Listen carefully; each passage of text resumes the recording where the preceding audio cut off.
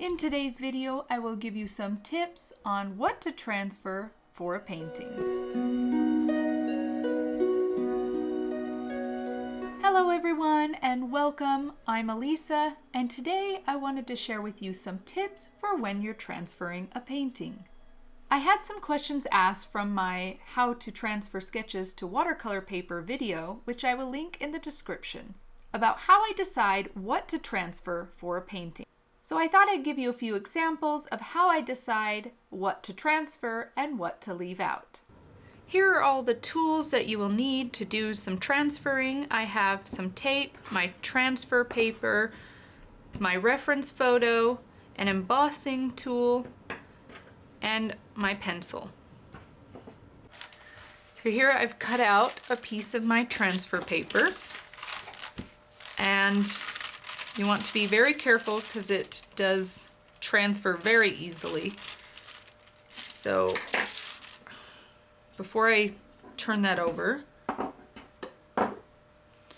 I'm going to take a piece of tape, and I want to tape both the transfer paper and my reference photo down so everything stays put and doesn't shift.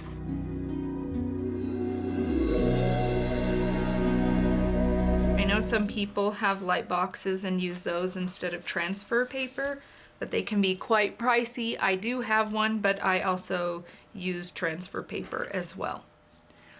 So you can see I have the transfer paper underneath, making sure that it's the graphite side down.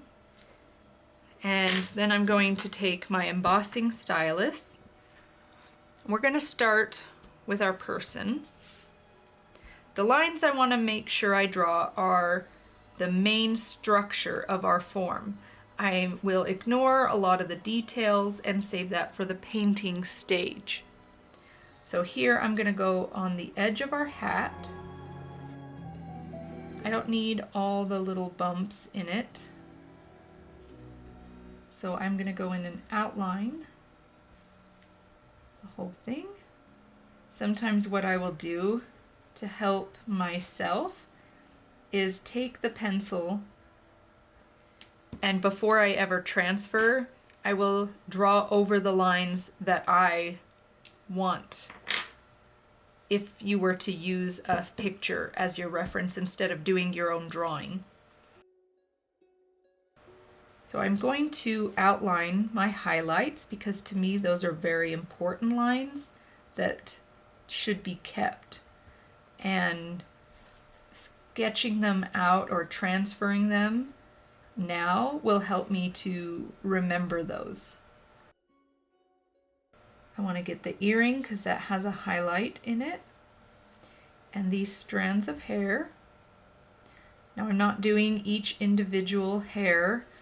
I am just outlining the hair as well as the eyes. I'm not getting all the details right now.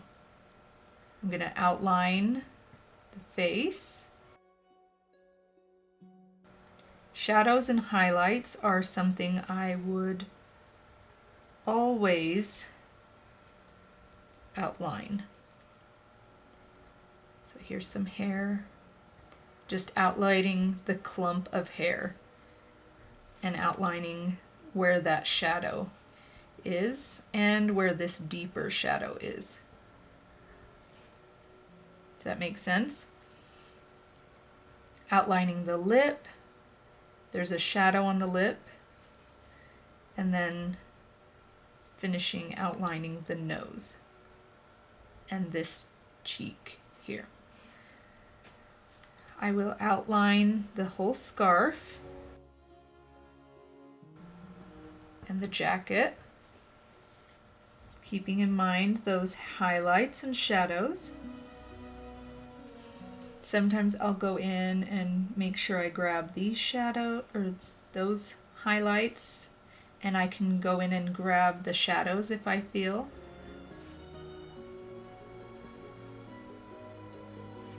Sometimes people have even gone in and, made sure they get these lines so they can feel the direction of it, but I'm gonna leave that for later.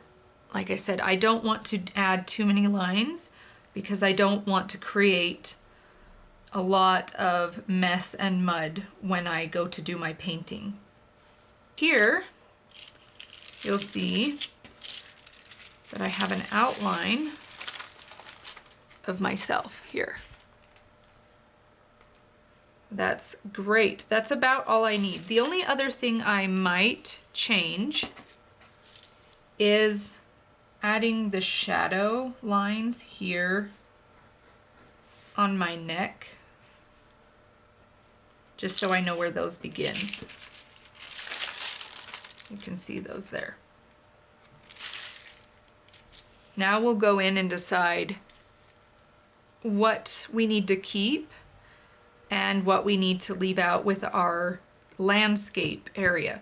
This can be more difficult because there's a lot more going on in our landscape than there is in the human form. I mean, you know, to outline things, keep the eyes, you know, those things are a given.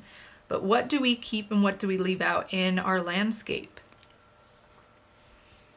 I like to stick with the same way I did here with her face, the outlines of major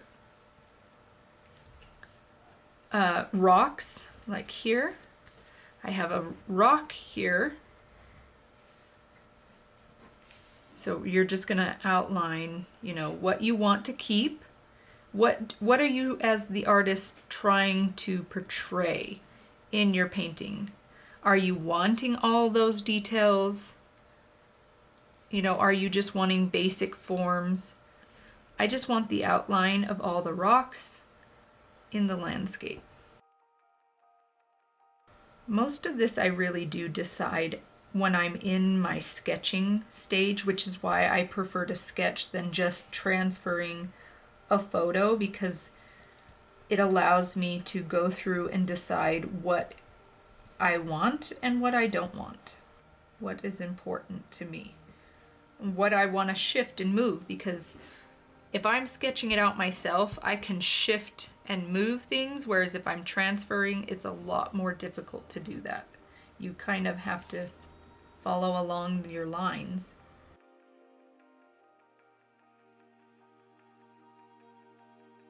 Another thing that helps me define what outlines I need to keep is the shadows and the highlights.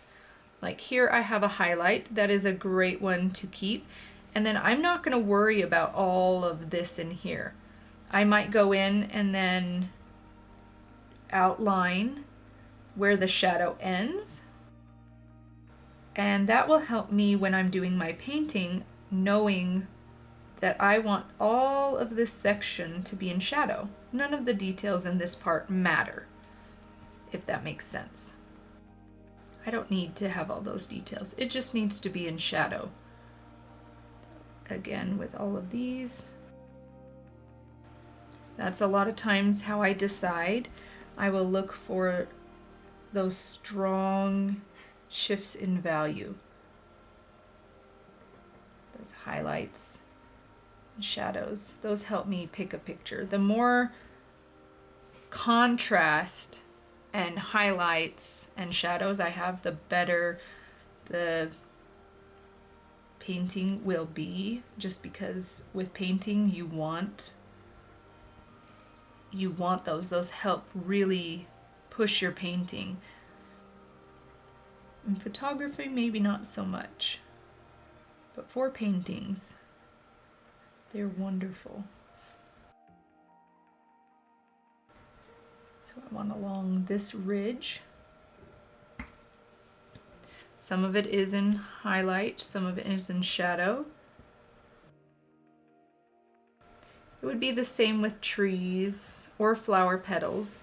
I would look at those highlights and those shadows, and that would help me decide what I'm keeping and what I'm leaving out. I don't need all the details. That's the main thing I want you guys to get from this, ignore the details, all the little things that you see. Just sometimes you can even put your picture in black and white and just focus on what is left.